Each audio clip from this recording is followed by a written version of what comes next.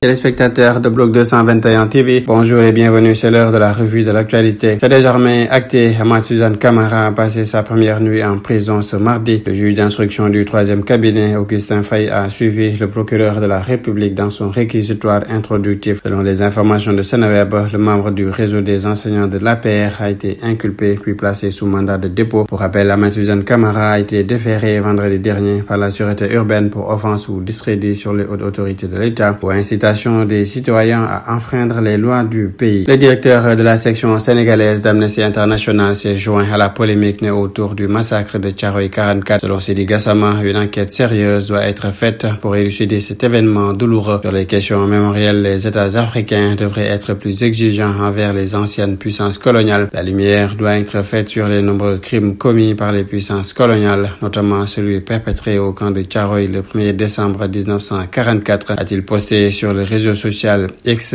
Pour rappel, dimanche dernier, 6 tirailleurs africains exécutés avec des dizaines d'autres sur ordre d'officiers de l'armée française en 1944 à Thiaroye ont été reconnus morts pour la France à titre posthume, une décision mémorielle inédite dans ce dossier douloureux entre la France et ses anciennes colonies. La cérémonie de remise d'un prix aux lauréats du concours général 2024 a été organisée ce mardi au Grand Théâtre National sous la présence effective du président de la République Bassirou Diomaye Faye. À cette occasion, le ministre de l'Éducation nationale, Moustapha Guirassy, s'est dit satisfait du bon déroulement de l'événement. Ça a été une fête, un moment solennel de réflexion, d'introspection par rapport à l'école sénégalaise et aux enjeux de l'école, a-t-il expliqué. À marge de cette cérémonie, 100 lauréats ont été honorés sur scène, une occasion qui a permis au chef de l'État de dévoiler sa vision du secteur éducatif national. Indique le patron du dit département, le gouvernement du Sénégal a réuni les 100 meilleurs élèves, distingués par leurs compétences obtenues durant les concours général pour les récompenser et les encourager à rester davantage sur cette lancée. Après les 508 milliards de francs CFA de rebond en début juin, le Sénégal s'est tourné vers le marché de l'UEMOA. Ce mardi, Dakar a récolté 66 milliards 268 millions après émission de bons assimilés du Trésor annoncé lundi. Selon les informations disponibles sur le site UEMOA, titre, le Sénégal était à la recherche de 70 milliards. Il a obtenu plus de 77 milliards, soit un taux de couverture de 110%, mais Dakar a finalement décidé de ne retenir que les 66 milliards, soit près de 3 milliards de moins, ce qui représente un taux d'absorption de 85,76%. Sur l'international, au moins 7 manifestants et 2 policiers ont été blessés mardi lors d'échauffourées dans plusieurs quartiers de Conakry, où des manifestants ont protesté contre la disparition de 2 opposants à la junte, a pris l'AFP de sources sécuritaires et médicales. Les jeunes ont érigé des barricades avec des troncs d'arbres et renversé des poubelles dans des quartiers réputés frondeurs dans la banlieue de la capitale, a affirmé à l'AFP une source policière. Ces jeunes manifestants ont été blessés par des grenades lacrymogènes de son côté, indiqué également sous couvert de l'anonymat une source médicale qui dit les avoir reçus dans sa clinique privée. Les manifestants ont répondu à l'appel de la dynamique des organisations de la société civile guinéenne formées de plusieurs associations. L'armée israélienne a mené une frappe mardi sur la banlieue sud de Beyrouth, passion du Hezbollah libanais visant selon elle un commandant responsable de l'attaque meurtrière sur le plateau du Golan. Le ministère libanais de la Santé fait état de bilan provisoire de 70 blessés. Les sièges du bloc parlementaire et celui du conseil de la Shura, la plus haute